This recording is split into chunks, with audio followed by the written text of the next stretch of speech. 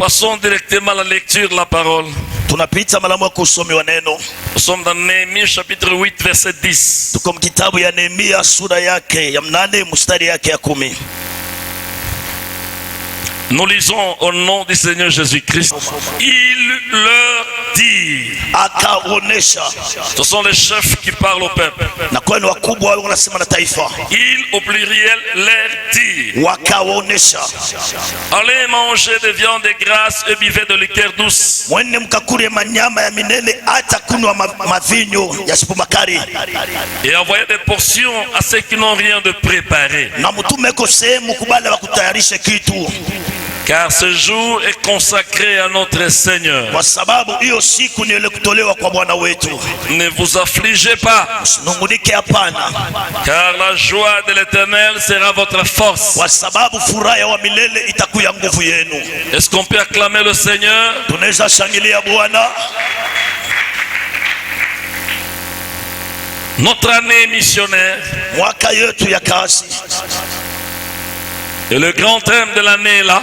Kishina mnene ya mwaka iko kule. Acte 1 verset 8. Matendo ya mitume sura yake ya kwanza mstari wake wa 8. Mais notre thème du jour qui marche toujours de pair avec le thème de l'année. Lakini kishina yetu ya leo iko natembea paka mapatano na kishina yetu ya mwaka. Nous l'intitulons comme suit. Tunaitunga kama hivi. La joie de l'Éternel est ma force. Furaha ya wa milele ni nguvu yangu. Que chacun s'approprie de cela et qu'il dise à son voisin, la joie de l'Éternel est ma force. Kila mmoja afanye hii kuya yake na seme kwa jirani, furaha ya wa milele ni nguvu yangu. Soyez bénis au nom de Jésus. Amina. Dans ce thème, il y a deux mots principaux. Il y a la joie et il y a la force. La phrase commence par la joie et finit par la force. La joie, c'est quoi? C'est quoi? Dans son sens véritable. Nous voulons comprendre le sens de ce démon.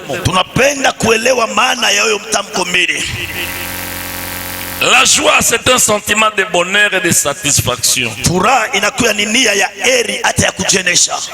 C'est lui qui est heureux et satisfait. Il est caractérisé par ce sentiment de joie. Cela remplit son cœur parce que le cœur est le siège de tous les sentiments. Il finit par s'exprimer par son visage, peut-être par sa bouche aussi, peut-être par des cris aussi, et par d'autres gestes de joie. J'ai déjà vu quelqu'un en train de danser en cours de route parce qu'on lui a annoncé que son épouse, on ne sait pas moi, son enfant venait d'accoucher de jumeaux.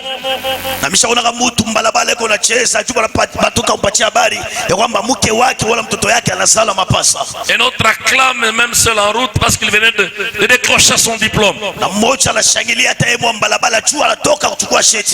Ou d'avoir une promotion dans la société. Il commence à rire et à saluer tout le monde avec enthousiasme. Parce qu'il est rempli d'un sentiment de bonheur, un sentiment de satisfaction.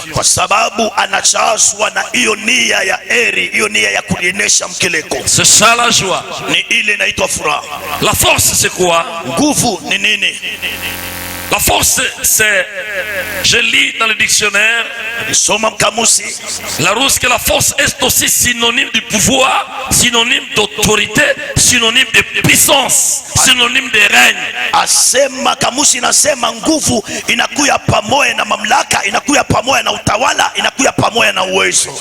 Le contraire de la joie, c'est la tristesse, c'est l'angoisse. Et le contraire de la force, c'est la faiblesse. Et la parole de Dieu nous dit, la joie de l'Éternel sera votre force. Cette joie qui est dite ici n'est pas la joie de l'argent, n'est pas la joie d'obtention d'un diplôme. Ce n'est pas une joie qui est motivée par quelque chose qui réjouit le cœur de l'homme sur le plan purement matériel ou social.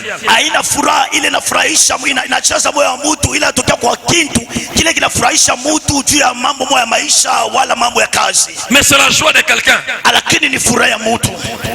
Et ce quelqu'un-là est invisible. Et il s'appelle l'Éternel notre Dieu. Et il s'appelle Jésus-Christ de Nazareth. Et il s'appelle le Saint-Esprit. Parce que les trois sont un. Ne vous affligez pas, car la joie de l'Éternel sera votre force. C'était lorsqu'on bâtissait la muraille de Jérusalem. Sous Néhémie. Néhémie était gouverneur. Amen, amen. C'était en leur temps que le chef s'adressait ainsi au peuple.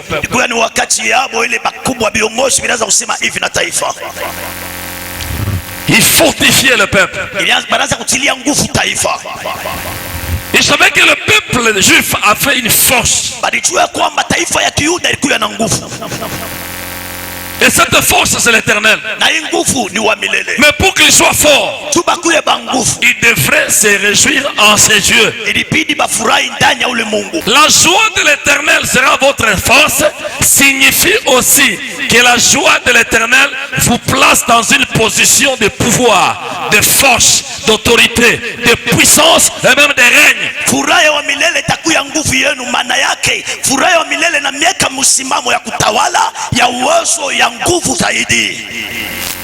Quelqu'un peut se réjouir d'un montant ou d'une somme d'argent qu'il a réussi.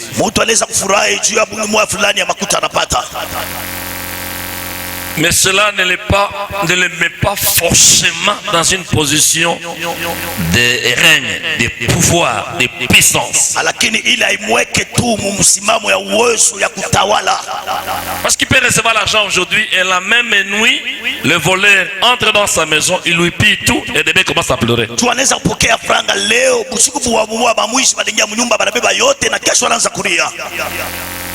Quelqu'un peut se sentir dans une position de force parce que elle va être épousée ou il va épouser.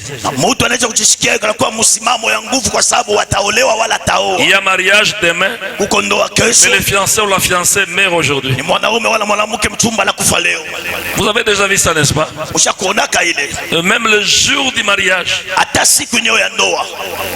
le cortège des époux est bloqué par une troupe de bandits et sur la débandade.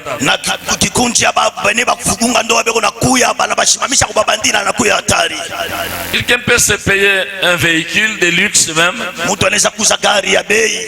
et trouver en cela son confort et même sa force. Mais il ne règne pas parce qu'il peut connaître l'accident. Il y a d'autres accidents. Même si tu ne l'as pas prévu, même si tu as voulu l'éviter, mais ça te suit.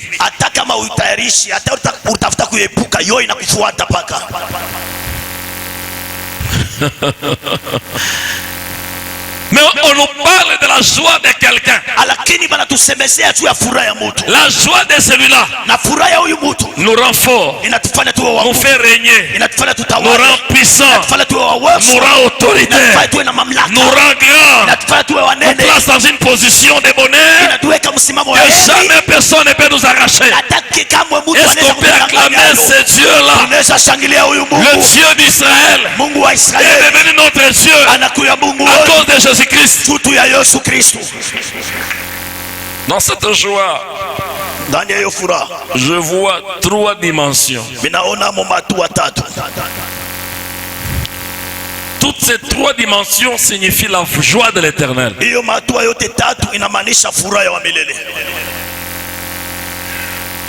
Quand on dit à quelqu'un, la joie de l'Éternel sera ta force, On veut tout simplement lui dire, réjouis-toi de ton Dieu. Réjouis-toi de l'Éternel qui t'appartient, qui est ton Dieu. C'est quand quelqu'un attrape une pierre précieuse, très chère comme le diamant,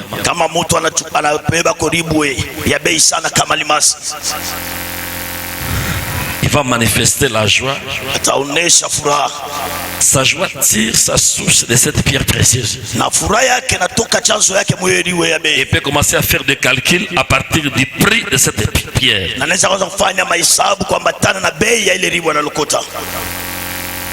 Il se réjouira d'avoir obtenu cette pierre. La première dimension de la joie de l'Éternel s'exprime dans le fait qu'on se réjouit du fait qu'on appartient à Jésus-Christ ou à Dieu. Notre appartenance à Jésus doit remplir nos cœurs de joie.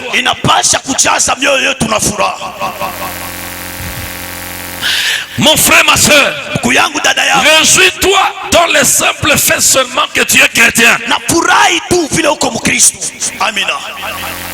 En tant que chrétien, tu as un passé meilleur. Tu as un présent meilleur. Et tu as un futur meilleur. Je ne parle pas de ton passé et rapport à ton histoire personnelle.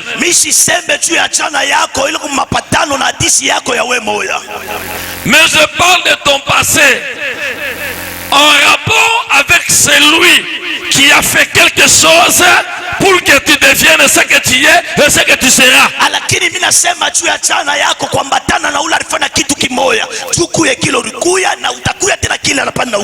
Ton passé ne commence pas à ta naissance, mais ton passé commence à la croix de Golgotha.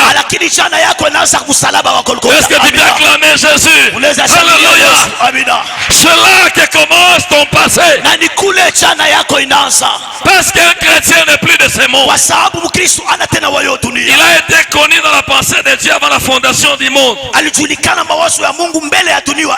La Bible dit que ceux-là que Dieu a connus d'avance, il les a aussi prédestinés à être à l'image de son fils. Et ceux-là qu'il a prédestinés, il les a aussi appelés. Et ceux-là qu'il a appelés, il les a aussi justifiés. Et ceux-là qu'il a justifiés, il les a aussi glorifiés.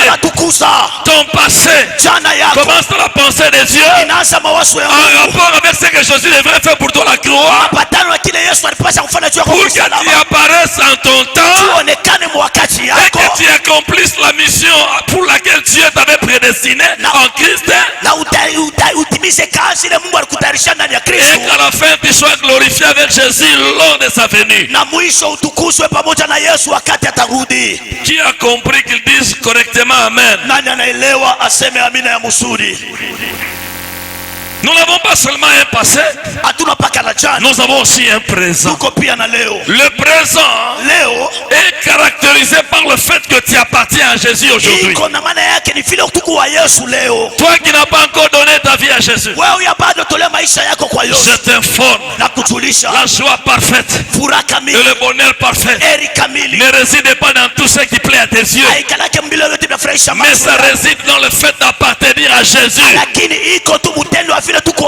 La Bible dit, celui qui est en Christ est une nouvelle créature.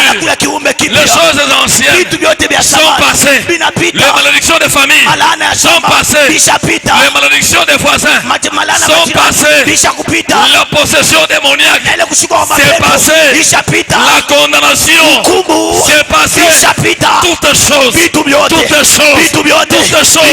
sont devenues nouvelles. Nous avons une nouvelle identité. identité. Tunakuya tena na kitambulisho kipya. Nous ne sommes plus de ce monde. Hatuko tena bayo dunia. Nous pardonnons même plus aux tribus de ce monde. Hatuna tena makabila ya hii dunia. Mais nous appartenons à quelqu'un Lakini tuko ba mtu qui moja. est plus grand que tous ceux qui s'appellent quelqu'un. Eko mkubwa kuliko bote wale wanaliita muntu. Plus grand que tous les chefs. Na mkubwa kuliko viongozi. Plus grand que tout le roi. Mkubwa kuliko bafalme bote. Il est assis sur son trône éternellement. Wale kukala pa enzi yake mumilele. Personne ne peut réussir un coup d'état contre lui. Hakuna mtu anaweza kumpiana pa kichi yake. Être chrétien, c'est être enfant de Dieu en Jésus-Christ. Être chrétien, c'est être héritier du royaume de Dieu. Être chrétien, c'est appartenir à Dieu. Tu deviens un bien privé de Dieu. Tu deviens l'héritage de Jésus sur la terre. Celui qui te touche, touche Dieu. Être chrétien, c'est être un petit Dieu. Parce que Jésus a dit, j'ai dit, vous êtes des cieux. La parole dit, j'ai dit, vous êtes des cieux. Vous n'êtes pas n'importe qui. Vous êtes des cieux. De petits dieux. De petits dieux. Dieu vous a transféré sa nature. Il vous a transféré sa gloire. Depuis le premier jour que vous êtes entré en Jésus. Dis à celui qui est à côté de toi, je ne suis pas n'importe qui. Je suis un Dieu. Je suis un Dieu. Parce que je suis un enfant de Dieu. Je suis une fille de Dieu. La joie dans le Seigneur. La joie du Seigneur doit remplir ton cœur. Parce que ce Seigneur-là a fait de toi ce que personne ne peut faire de toi. Même si tu es malade, même si tu souffres, laisse-moi te dire, réjouis-toi. Ça c'est la deuxième dimension. La joie du Seigneur doit nous caractériser parce que nous appartenons à Dieu. La joie du Seigneur doit aussi nous accompagner malgré l'état et les circonstances. C'est pourquoi je dis que même si tu souffres, même si tu es malade, même si tu manques l'argent, même si tu es célibataire, même si tu es veuf ou orphelin, réjouis-toi parce que tu appartiens à Dieu. Voilà pourquoi dans Philippiens 4:4, Paul dit, réjouissez-vous toujours dans le Seigneur. Toujours. Chaque jour. Même si les choses semblent compliquées, la joie du Seigneur changera la complication en témoignage. Alléluia. C'est ce que Job dit dans Job 19 verset 25. Même si vous descendez plus bas, il dit, mais je sais que mon Rédempteur est vivant et qu'il se révélera le dernier sur la terre. C'est la joie du Seigneur qui lui faisait parler ainsi. Réjouis-toi parce que tu appartiens à Jésus. Réjouis-toi malgré le temps et les circonstances. Même si les circonstances sont contraires, toi sois dans la joie parce que tu n'es pas seul. C'est lui que tu as choisi. Après que lui t'ait choisi le premier, il ne te laisse pas seul. Il est toujours avec toi. Voilà pourquoi il a dit, je suis toujours avec vous jusqu'à la fin du monde. Même pendant que je parle ici, il est avec toi là où tu es. Il peut tout changer là où tu es. Il peut changer ta santé malade là où tu es. Il peut changer la situation d'aujourd'hui. Rien ne l'empêche de tout changer en une seconde. Alléluia. C'est pourquoi dans 1 Pierre 4 verset 16, la Bible dit, mais si quelqu'un souffre comme chrétien, qu'il n'en ait point honte, et que plutôt il glorifie Dieu à cause de ce nom. Se réjouir dans le Seigneur malgré les épreuves, malgré la souffrance. Furahi ndani ya Bwana ingawa kipimo wala mateso. Souffrir comme chrétien, c'est une épreuve aussi. Kuteswa kama Mkristo ni kipimo pia. Je ne parle pas de la souffrance des maladies. Siseme juu ya mateso ya magonjwa. Je ne parle pas de la souffrance des manquements. Mimi siseme juu ya mateso ya kukosa. Mais ici je parle encore d'une souffrance qui émane dans le fait qu'on aime le Seigneur et qu'on sert son Dieu. Na hapa nasema juu ya mateso yanatokea mvile tunampenda Bwana na tunamtumikia Mungu. Parler d'une année missionnaire, Kusema juu ya mwaka ya kimisionari, c'est parler aussi d'une année de preuve. ni kusema pia juu ya mwaka ya vipimo. Parce que quand on sert Dieu, Wakati tunamtumikia on Mungu croisera des épreuves, tutakutana na on vipimo. croisera des tribulations. Tutakutana na Et mateso. parce que nous nous réjouissons du Seigneur, Tunafurahi juu ya Bwana. Dieu changera ces tribulations en témoignage. Mateso na kuya ushuhuda. Amina. Quand on est en Christ, Kama tuko ndani ya Kristo, on ne doit pas toujours s'attendre à la vie rose. haibidi paka tuache kuchunga maisha ya Il mzuri. y a aussi des temps compliqués. Kuko pia mawakati ya Toutes mvurugo. ces complications émanent de Satan parce qu'il veut te décourager. Na hiyo mafuriko yote yanatoka kwa shetani kwa sababu anapenda kupunguza udari. Il veut t'arrêter dans ta mission. Anapenda kusimamisha mkazi Il yako. veut il veut t'empêcher d'accomplir la volonté de Dieu. Anapenda kusimamisha kutimiza mapenzi ya Mungu. Mais laisse-moi t'exhorter. Lakini acha Ne kusuluhisha. t'arrête pas. Hapana kusimama. Commence Anza. et ne t'arrête pas. Na hapana kusimama. Est-ce que tu peux dire amen bien?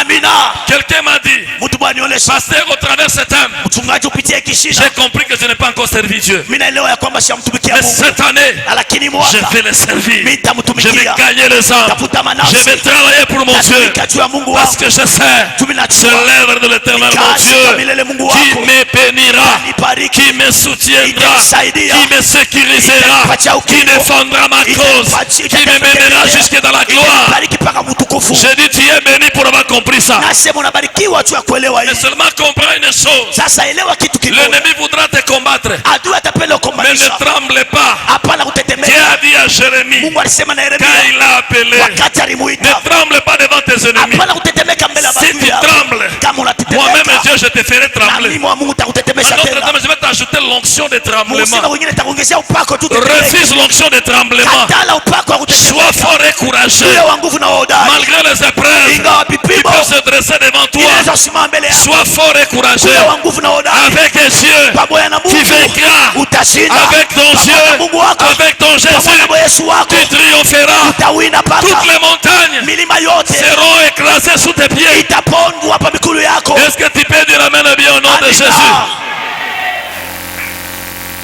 Quand est-ce que David a croisé Goliath? Wakati kali Daudi alikutana na Goliath, C'était avant l'onction ou après l'onction? ilikuwa ni mbele ya upako wala kisha upako? David a croisé la montagne appelée Goliath. C'était avant l'onction ou après l'onction? Daudi alikutana na mulima inaitwa Goliath kisha mulima kisha upako wala mbele ya upako? C'est après qu'il soit loin au milieu de ses frères. Ni kisha yeye kupakwa mafuta kati ya bandugu yake. Le Saint-Esprit, Roho Mtakatifu il est venu oindre quelqu'un en cette année anakoupaka mtu pour faire de lui missionnaire de Jésus. kwa kufanya misionari wa Yesu. Laisse-moi te dire, Acha nikoneshe l'onction upako n'attire pas seulement la provision, haiko kutake paka mais akiba, l'onction lakini upako attire aussi la tribulation. inaletaka tu mateso, L'onction Upako attire aussi des montagnes. inaletaka pia Mais milima. comme ta fille a vaincu Goliath, Daudi alishinda toi Goliath, aussi, nawe pia avec le Saint-Esprit, tu vas vaincre tous les combats de cette année. utawina mabukovi yote. Au nom de Yesu Jésus. Kristo.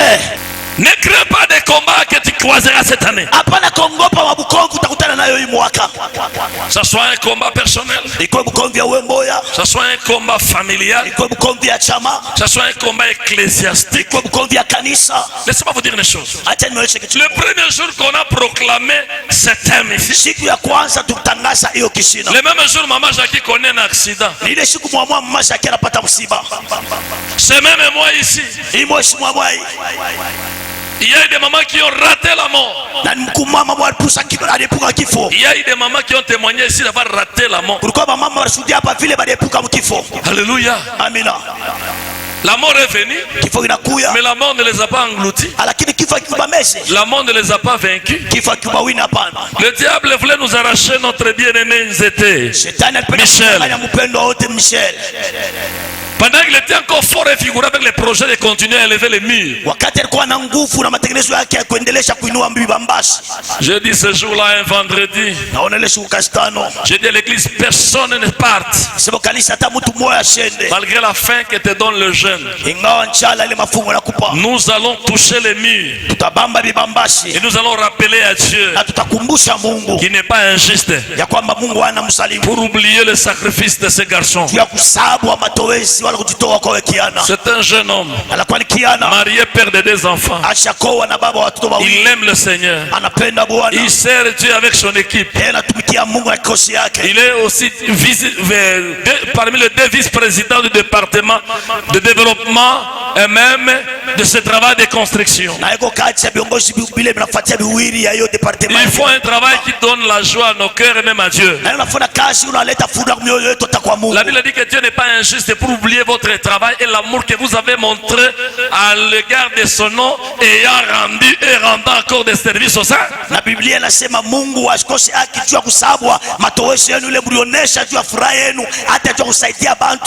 J'ai dit touchez les murs en priant. Et moi ici je disais à Dieu, Père, cette fois-ci laisse-moi te parler un peu compliquement. Il faut le dire. Si ce garçon meurt, je ne prêcherai plus sur Dorcas. Je ne prêcherai plus sur Ézéchias. Parce que je trouverai que tu es devenu injuste à notre temps. Tu es juste. Et tu n'es pas injuste pour oublier le travail que fait ce garçon pour la cause de ton royaume. Pendant que nous prions ici, lui était dans les comas là-bas. Et il voyait un fleuve. De l'autre côté, les membres de sa famille qui étaient déjà morts. Et il traverse ici. Il n'y a pas moyen. La barrière, c'est ce fleuve. Je sais aussi que Jésus s'appelle le fleuve d'eau vive. Le Saint-Esprit aussi le fleuve d'eau vive. La barrière a été érigée par le Seigneur lui-même. La barrière à la mort de Michel, c'était Jésus-Christ lui-même. C'était le Saint-Esprit lui-même. Il dit tu ne passes pas du camp dans le camp de la mort. Et il est revenu. L'opération très compliquée de 15h à 22h. Je suivais tout au téléphone. J'étais toujours avec Gédéon. C'est à quel niveau? Ils ne sont pas encore sortis. J'ai dit ils vont sortir vivants. Il va sortir vivant. Et aujourd'hui, il est chez lui à la maison. Il mange tout ce que toi aussi tu manges. Malgré les tribulations, malgré les épreuves, sois dans la joie. Parce que celui qui est avec toi, le Seigneur en qui tu es cru, te donnera toujours la victoire dans n'importe quel combat. Il n'y a pas de grand témoignage sans grand combat. Que personne ne te terrorise pour te dire que tu as un grand combat. Qu'il soit un prophète de montagne, qu'il soit un prophète de vallée, dis-lui ceci. Gloire à Dieu pour ce grand combat que tu as vu. Parce que derrière ce grand combat, il y a une grande victoire. Il y a des grands témoignages. Est-ce que tu peux acclamer le roi des rois, le roi de victoire?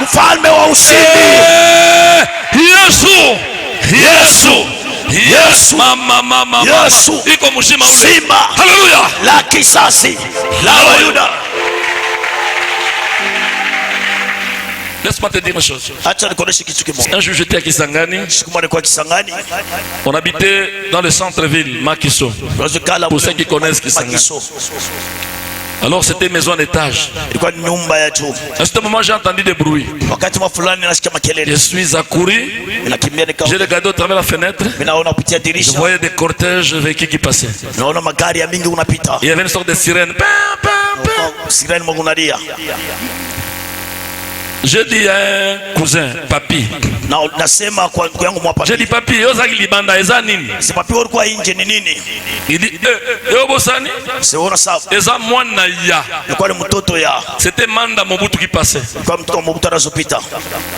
Alors j'étais au début de ma foi. Ilikuwa mwanzo wa imani. Je dis papi ngape nazali mwana ya. Nasema papi na mie pia niko mtoto. J'ai senti la joie. Si le fils d'un président terrestre pouvait être accompagné par des cortèges, bouger toute l'avenue et les quartiers. Na kama mtoto wa rais hapa chini dunia anaweza kusindikizwa na watu wa mingi. Donc spirituellement toi et moi, quand nous passons quelque part, il y a des secousses, il y a des mouvements, il y a des bruits. Le monde des ténèbres se pose la question. Et qui s'agit-il? Même les sorciers diront,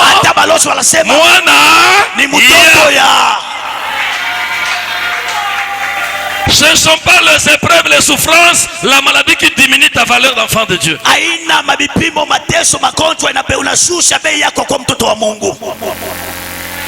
Tu as une grande valeur. Tu mérites le respect. Si Dieu lui-même te respecte, lui qui est ton père, à combien plus forte raison les anges, même les démons vont te respecter. Je te dis, même l'argent va te respecter.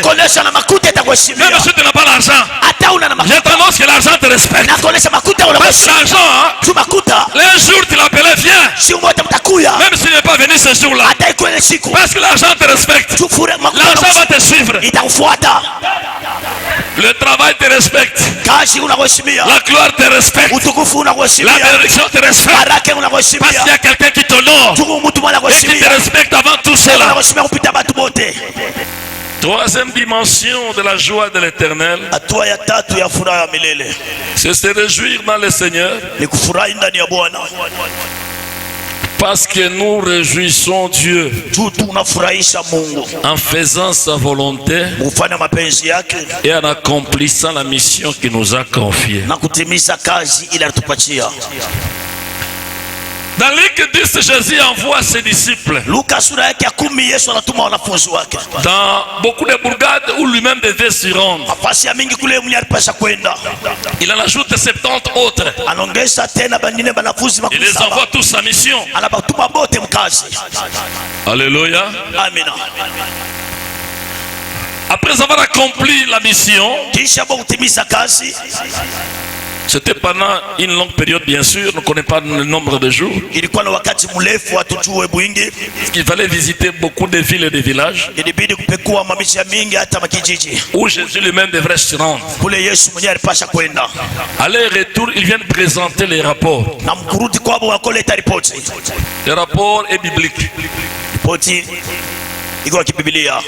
L'administration est biblique.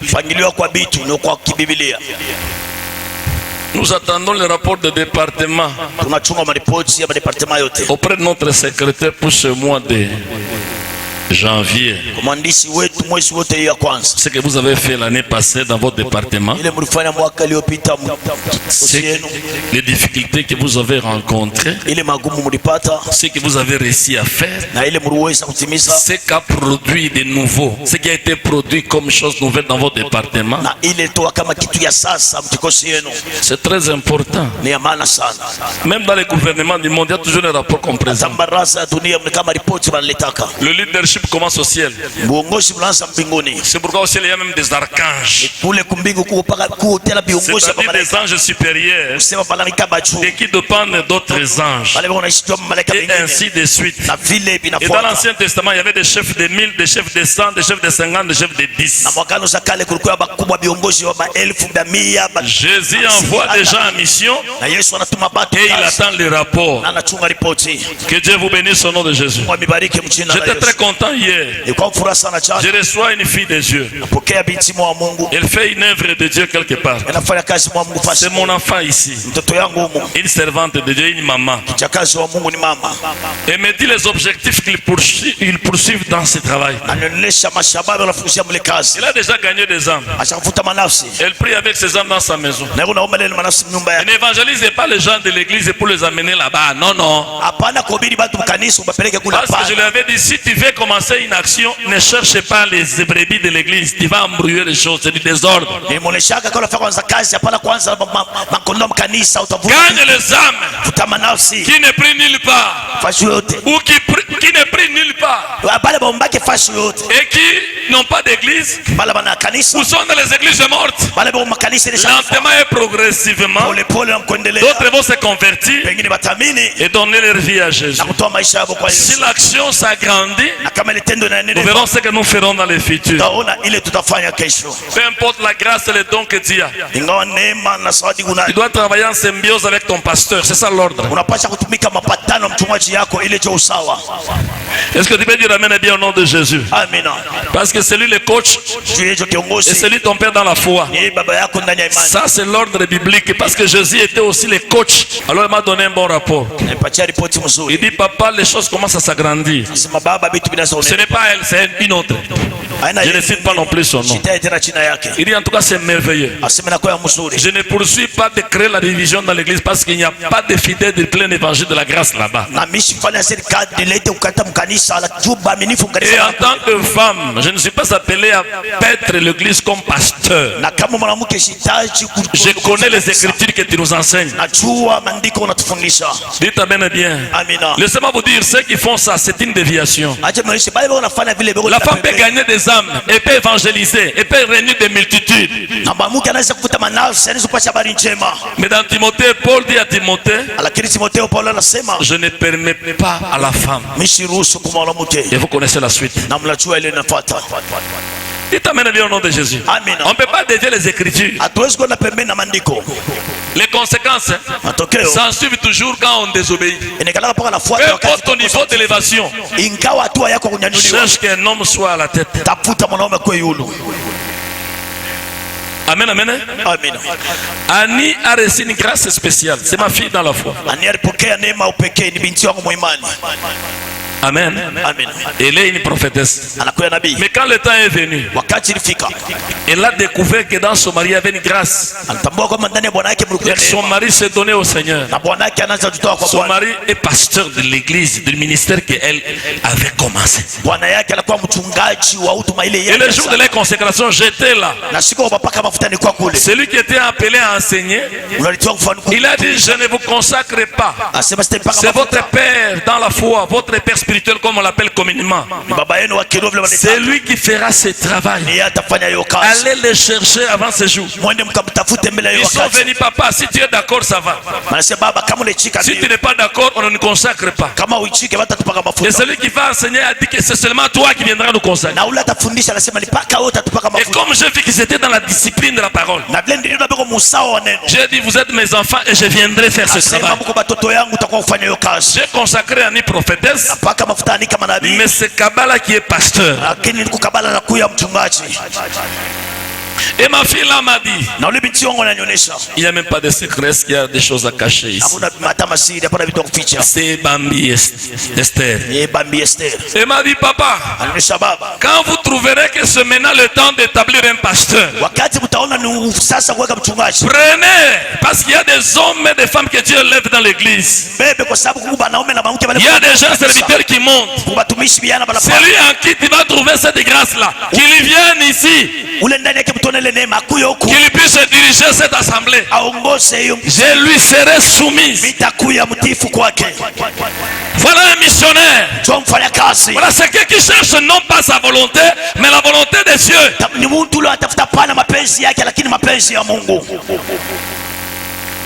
J'ai beaucoup de fils et de filles dans le ministère. Soyez bénis au nom de Jésus. Amen. Mais je le rappelle toujours ce qu'ils avaient entendu. Comme Paul dit à Timothée dans 2 Timothée 2 verset 2. Ce que tu as entendu de moi, confie-le à des hommes fidèles qui soient à leur tour capables d'enseigner à d'autres. C'est pourquoi cette année on va beaucoup former des évangélistes aussi. Et j'appelle tout celui qui sent dans son cœur la conviction de travailler pour gagner les âmes, qu'il vienne le mardi à 17h ici.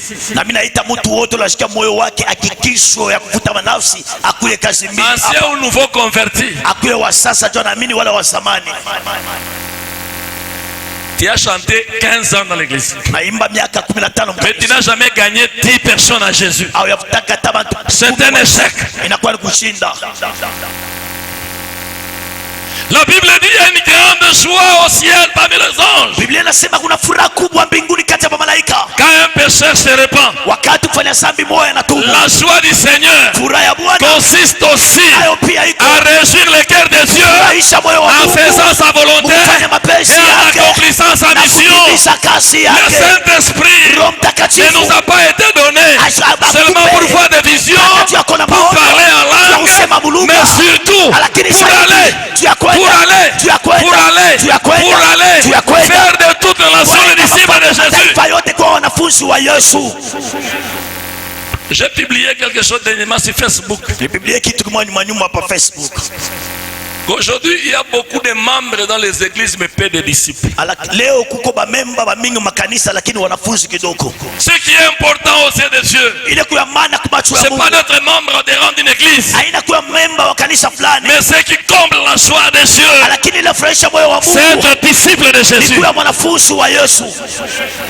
Un membre simple ne produit pas. Mais un disciple de Jésus cherchera à engendrer aussi des disciples. Ce sont des brebis qui enfantent des brebis. Le travail du pasteur, c'est de paître les brebis. Tu dois commencer à réjouir le cœur de Dieu. En ce mois de janvier, depuis qu'on a lancé la vision de cette église, tu as commencé où, quand et comment? Si tu n'as pas encore commencé, je vais t'enseigner ce mardi. L'appel est lancé pour tout le monde sans exception. Parce que le ciel se réjouit quand un pécheur donne sa vie à Jésus. Et ce pécheur ne donnera sa vie à Jésus que si tu lui parles de ton Jésus. Et je vais t'enseigner, t'apprendre comment parler de Jésus à quelqu'un.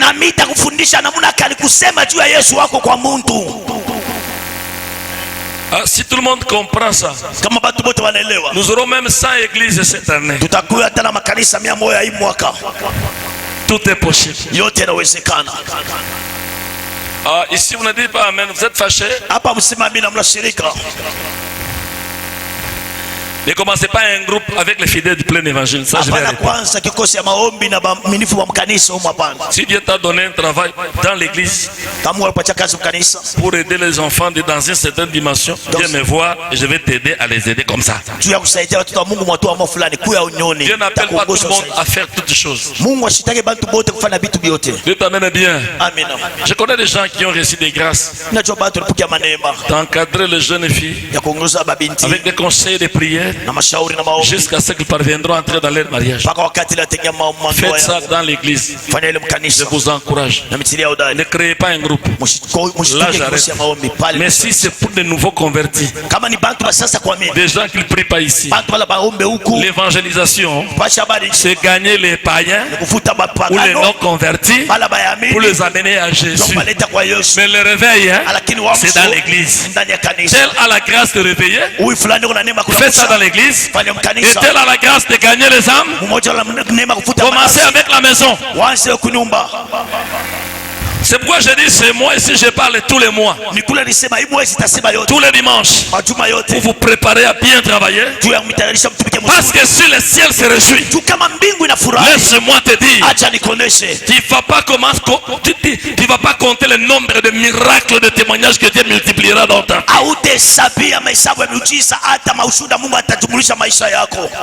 L'église aujourd'hui n'est plus que l'église des filles au commencement. Dans le temps des apôtres, même lorsque nous avions cru, on nous avait appris que vous êtes sauvés pour sauver les autres, afin que le ciel se réjouisse. La joie du Seigneur, c'est aussi quand toi tu provoques la la joie de Dieu. Ni wakati nao pia wakati wanatokoza Quand mbingu. Dieu se réjouira, Kama Mungu anafurahi, toi aussi tu te réjouiras. na wewe utafurahi. Lorsque les disciples sont partis prêcher Wakati wanafunzi wanaenda kuhubiri pour gagner les âmes à Christ, kwa kuvuta manafsi kwa à Kristo leur retour, na kwenda ils mkurudia, sont venus donner des témoignages auxquels ils ne s'y attendaient pas. anakuwa kuleta maripoti ile bakwaza hata kuchungia. Il dit, Seigneur, Asema Bwana, même les démons hata mademoni nous ont été soumis. kutitisha kwetu. Ils ne savaient pas Abakujue qu'en accomplissant la volonté de Dieu, ya kwamba kutimiza mapenzi en réjouissant le cœur de Dieu, kufurahisha moyo wa Mungu, Dieu devrait libérer une puissance Mungu alipasha kufungua qui devrait uwezo, les accompagner alipasha kubasindikiza jusqu'à produire même des miracles. mpaka watu watoa hata miujiza. Tu veux vivre l'onction, Unapenda kuishi upako, entre pour chercher le salut des païens. wende cho kutafuta wokovu wa wapagano. Tu verras les morts ressuscités. Utaona bafu Tu fufuka, verras les paralytiques marcher. utaona Va avec l'amour. na pamoja na mapendo. Va avec l'amour Wende na mapendo pour le salut de ces gens. juu ya wokovu wa wale Ne watu. va pas avec l'esprit publicitaire des miracles. Hapana kwenda na ile akili ya kafumu ya Là, miujiza. tu ne verras rien. Pala utaona kwa Dieu n'est pas dans la compétition. Mungu anamkiribecha. Ce qui crée la compétition, c'est l'orgueil humain. Ile inakeleka na tunga kuribecha ni kiburi cha kimuntu. Celui qui sert Dieu Ule unatumikia dans un mobile de compétition mu ile hali ya ne kujibecha. verra pas la gloire de Dieu Hataona utukufu wa et ne sera Mungu. pas récompensé lors de du retour du Seigneur. Na sitalipiwa wakati Bwana atarudi. Ils sont partis prêcher Balienda kuhubiri et sont revenus. na banarudia. Seigneur, Ouais. même les démons Hata mademoni nous ont été soumis. inaditisha kwetu. Et ceci, Na Yesu tressaillit de joie. anashikwa na furaha. Il était dans la joie. Jésus est Dieu. Alikuwa mfuraha. Yesu ni Mungu. Yesu ni Mungu sana. Amen. Jésus a tressailli de joie Yesu anashikwa na parce que furaha. les âmes ont été gagnées. Tuma nafsi. Jésus a tressailli de joie Yesu anashikwa na parce furaha. que le travail, l'œuvre du diable a été détruite. Tu kazi ya shetani iliharibishwa. Parce que les gens qui étaient prisonniers de Satan ont été libérés. Tu batu walikuwa wafungwa shetani banafunguliwa. Parce que le monde des ténèbres a pleuré. Tu dunia ya giza inalia. Celui qui gagne les âmes à Christ Unavuta manafsi kwa fait pleurer Satan. anaririsha shetani. Il a gagné beaucoup d'âmes ici, Ndio anavuta manafsi ya mingi. baptisés ici, Unabatizwa hapa. qui m'appellent même papa ici. Bora nitala baba hapa. Mais beaucoup ne connaissent pas. Ina bajue. Dans le calme, Ukimya. et gagne les âmes à Christ. Anavuta manafsi kwa Kristo. Mais moi je dis ceci, Nasema hivi. travaille. Tumika, Le ciel va se réjouir mbingu itafurahi et tu vas témoigner. na utashuhudia. Etienne m'a parlé de quelque chose depuis l'année passée. Jana nisemezea jua kitu kimoja tokea mwaka. Parce qu'il y a une maison de ma tante là-bas quelque part. Asikuku nyumba moja sangaji yangu kule. Je vais commencer une action. Napenda kwanza Je kazi. vais inviter les païens. Je vais les parler de Jésus. Basemeze On jua. va prier. Taomba. Permets que mon petit frère qui a aussi une grâce m'accompagne. Uniruhusu mdogo yangu kuna neema naye pia nisi. J'ai dit commencer. Nasemwanze. Après un temps, j'ai dit stop. Nasema usimamishi. On verra l'année prochaine. Tuangalia mwaka. Laisse-moi d'abord prier. Acha niombe. Quand Dieu m'a donné ce thème, Wakati Mungu alipatia je lui ai dit, viens. Yasekuya. Ce que tu m'avais parlé là, Ilo nilishaka. Angelou la yoten. Amina. Chaque jeudi. Kila kastani. Je ne te dis pas d'aller là-bas les jeudis. Konesha uende kule. Laissez-lui réunir les païens jeudi là-bas. Acha ya kusanyisha wapagano kule. Toi, viens dans le programme de maman ici. Wewe kula kusanyika kwa mama huko. Et ça fait des jeudis qu'il réunit les gens. Hein. Na kuuma kazi ine la kusanyisha basi. Si ça grandit, ça grandit, ça grandit, ça grandit. Nepa. Plein évangile de la grâce quelque part. L'évangile de la grâce fashi moya. J'encourage tous ceux qui commencent. Atilia udari bote wale wanaanza. Laissez-moi vous dire, Acha nimeonesha. ce n'est plus le temps d'aller chercher. Ana wakati kwenda Oh, kutafuta. on m'invite ici, je prêche. Banyalike kwa Ce n'est kunihubiri. pas mauvais. Tu vas réveiller l'église de Christ. Haina mbaya utalamusha kanisa ya Kristo. Mais nous avons longtemps duré dans cette dimension. Tunakawa sana mule hatua. Entrons dans une nouvelle dimension. Ingie hatua nyingine. Gagnons maintenant les âmes à Christ. Ute sama nafsi kwa Kristo. Les deux cultes que nous voulons là, Na hii maibada mbili tu tunapenda. seulement avec ce nombre ici, Napaka na hesabu moja. il faut que ça remplisse partout. Inabidi yale fasi. Premier culte est plein partout. Ni ibada ya kwanza ya kuyala. Au-dessus en bas, deuxième culte est plein partout. Na hii ibada ya pili paka vile ni kuyala. Là, je peux même dire, Pale mlisi kusema j'établis aussi des pasteurs. nega wachungaji wao. Ils seront mes assistants. Batakuwa kumsaidia. L'un sera chargé du premier culte Mmoja atakuwa jua ibada ya et kwanza, l'autre du deuxième culte. mwingine ibada ya pili. Soyez bénis au nom de Jésus. Amen. Réjouissez le cœur de Dieu. Furahisheni moyo wa Ne Mungu. cherchez pas des intérêts égoïstes. Msitafute mafaida ya choyo. Ne servez pas Dieu comme mercenaire. Hapana kutumikia Mungu sa mgeni. Dieu verra que dans ton cœur il n'y a pas la joie de réjouir le cœur de Dieu. Mungu ataona kwamba moyo wako hamuna furaha kufurahisha moyo wako. Mais Dieu verra dans ton cœur la joie de l'argent. Mungu ataona moyo wako furaha ya makuta. Ce n'était pas dans l'esprit de Pierre, de Jean et de Jacques et de Paul. Haikuwa mwakili ya Petro, ya Yohana, Yakobo wala Paulo. Si tu réjouis Dieu, kama unafurahisha Mungu, Dieu va susciter des corbeaux même de loin. Mungu ataramusha kunguru Ils viendront te chercher là où tu es. utafuta kule wiko. Ils viendront te chercher là où tu es. Utafuta kule wiko. J'ai déjà vu des corbeaux me chercher. Konaka kunguru parce que je faisais la volonté de Dieu. Et je voulais réjouir le ciel. Na nipenda kufurahisha mbingu. Je recevais les gens quand nous étions encore l'église locataire au quartier premier. Nilikuwa napokea watu wakati tulikuwa tunapangia kule kumtaa ya kwanza. On m'avait déjà donné un préavis de 2 semaines que je quitte la maison où j'étais locataire. Gloire à Dieu, aujourd'hui je ne suis plus locataire. Alors, c'était un vendredi. Et c'est le dimanche que le préavis devrait arriver à sa fin. Donc l'échéance du temps prévu devrait arriver à la fin. Quand j'ai quitté la maison, je disais cette fois-ci je suis cuit. On va jeter tout ce qui m'appartient dehors. Je ne voulais pas déranger mon comité. Parce que je voulais voir la force de mon Dieu. C'était un jour où je devais recevoir les gens un vendredi comme toujours. Ce jour-là, j'étais en face de maman Francine. L'épouse de papa Moïsa. On parlait avec elle, elle avait des problèmes et je devais prier pour elle. Et brusquement, 3 personnes se réjouissent. 3 personnes. Ils se présentent, alors l'un des dit: c'est ici l'église du plein évangile de la grâce. Tous nous avons hoché la tête pour dire que c'est vrai. Est-ce que je peux voir le pasteur Josué? C'est ici qu'il travaille. J'ai dit: quel Josué? Ils ont dit Josué Wechi. Je me suis dit, maman Francine dit: mais c'est lui qui est là. Ils ont ri du nom parce qu'ils sont pas venus te tuer. Mais nous avons une lettre venant de Colosie, c'est là que nous travaillons. Ici c'est notre chef qui nous a envoyé. Quelle idée. Il dit: voilà, il y a 2 enveloppes ici. La première c'est une lettre. La deuxième c'est autre chose. Comprenez déjà autre chose. J'ai pris l'enveloppe.